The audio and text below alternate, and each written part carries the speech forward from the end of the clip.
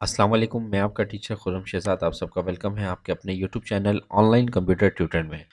आज हम फोटोशॉप में फ्रेम टूल को समझेंगे। फ्रेम टूल का ऑप्शन फोटोशॉप के ओल्डर वर्जन में नहीं है, बल्कि ये न्यू वर्जन्स के अंदर है। फ्रेम टूल बहुत ही कमाल का टूल है और इसको हम प्लेस होल्डर टूल भी कहते हैं।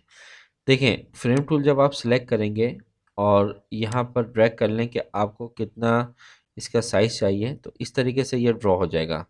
अब फ्रेम टूल आपका एक रेक्टेंगुलर में होता है और एक का आपका ओवल शेप यानी कि सर्किल में होता है। इसको क्लिक करें और इसको भी यहाँ पर आप ड्रैग कर लें। देखें, ये आपका फ्रेम है, ये है आपका रेक्टेंगुलर और ये है ओवल। अब हम कोई भी एक इमेज लेते हैं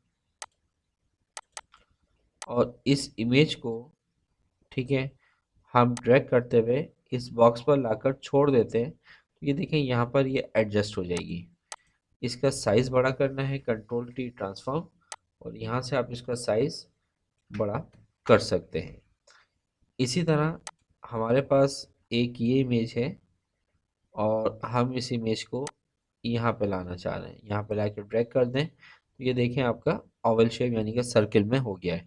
कंट्रोल टी से आप इसका साइज़ भी कम ज़्यादा कर सकते हैं। तो ये देखें, ये तो देखें बहुत ही ज़बरदस्त टूल है। आपने कहीं पे भी एज अ प्लेस होल्डर इस टूल को यूज़ करना है तो आप इसको यूज़ कर सकते हैं। तो उम्मीद करता हूँ कि ये टूल आपको समझ में आ गया होगा। मिलता है नेक्स्ट वीडियो में, जब तक के लिए अपना बहुत ज़्यादा ख्याल रखिएगा। अल्लाह हाफिज़।